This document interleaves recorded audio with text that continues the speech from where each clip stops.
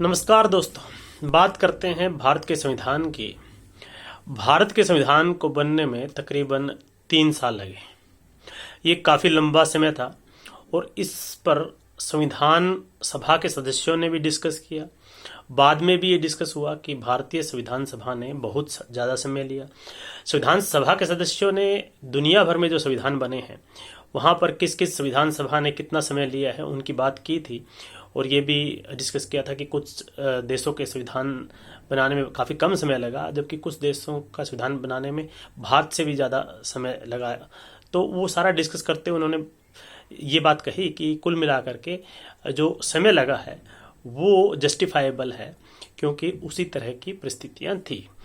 तो अगर हम बात करें कि कुछ जो महत्वपूर्ण परिस्थितियाँ थी जिसके कारण से इतना लंबा समय लगा, वो कौन कौन सी थी, तो वो एक तो जब 9 दिसंबर 1946 को जब भारत की संविधान सभा आहूत हुई तो उस समय एक मुख्य पार्टी मुस्लिम लीग, उसका कोई भी सदस्य जो है संविधान सभा में नहीं आया। तो संविधान सभा शुरू हो गई। संविधान सभा के जो सदस्य थे वो जो है पहले एक टेम्परेरी जो प्रेसिडेंट, बाद में जो है एक परमानेंट चेयरमैन या प्रेसिडेंट कहिए, डॉक्टर राजेंद्र प्रसाद को बनाया गया। पहले सच्चिदानंद सिन्हा जो सबसे बुजुर्ग मेंबर थे उनको बनाया गया। और उसके बाद जो है पंडित जवाहरलाल नेहरू जी ने जो है ऑब्जेक्टिव रिजोल्यूशन रखा। जब ऑब्जेक्टिव रिजोल्यूशन रखा तो उस समय जब डिस्कशन शुरू हुआ तो कुछ मेंबर्स ने कहा कि हमें वेट करना चाहिए जब तक कि मुस्लिम लीग का स्टैंड क्लियर नहीं हो जाता, वो आ नहीं जाती है। कुछ ने कहा कि उसके बगैर ही हम ये कर सकते हैं। कुछ लोगों ने ये भी कहा कि संविधान सभा का जो स्टेटस है वो संप्रभु नहीं है, ये ब्रिटिश जो है मोनार्की के अंदर काम कर रही है, या पार्लियामेंट, वहाँ की पार्लियामेंट का डिसीजन है, इसलिए इसके पास ये पावर्स नहीं है जो ऑब्जेक्टिव रेजोल्यूशन के हिसाब से। लेकिन एक महत्वपूर्ण बात इसमें ये आई डिस्कशन में कि ये सोचा गया कि जब तक मुस्लिम लीग नहीं आ जाती है तब तक जो है इसको पास नहीं किया जाएगा। और पहला सेशन खत्म हुआ। लेकिन बाद में जो है जनवरी में तकरीबन 1 महीने बाद दोबारा से कॉन्स्टिट्यूएंट असेंबली का सेशन आहूत किया गया और उसके बाद जो है ऑब्जेक्टिव रेजोल्यूशन पर फर्दर डिस्कशन हुआ। तो एक तो कारण जो है मुस्लिम लीग का जो रवैया था वो इसमें एक कारण था, जो शुरुआती दौर में जो एक तरह से उसको डिले करने में कहीं ना कहीं उसका रोल रहा है। दूसरा जो महत्वपूर्ण घटक था, भारत की रियासतें थी, क्योंकि उस समय जो भारत था ब्रिटिश इंडिया जहाँ पर अंग्रेज डायरेक्ट राज करते थे, और इंडियन स्टेट्स जहाँ पर रियासतों के थ्रू उनका राज्य था।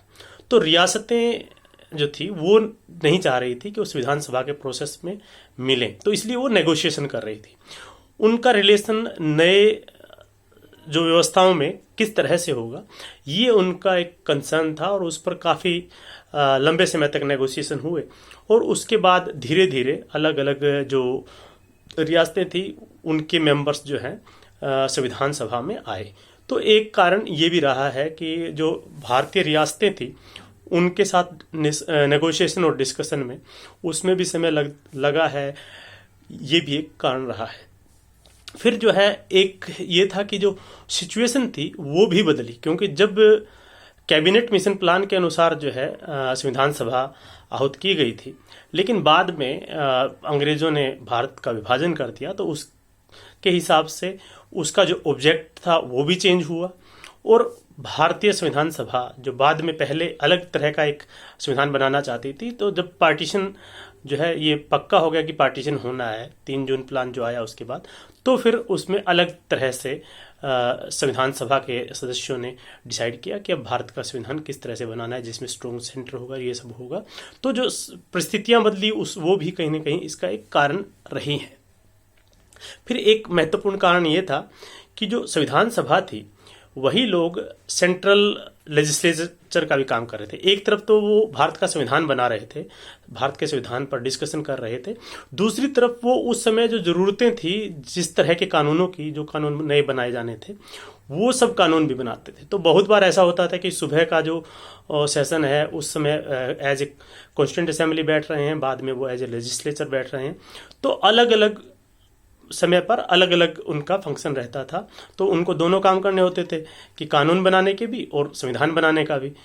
तो संस्था वही थी, लेकिन अलग अलग समय पर अलग अलग काम करने के चलते भी उन्हें जो है ज़्यादा समय लगा। ये भी एक बड़ा कारण रहा है।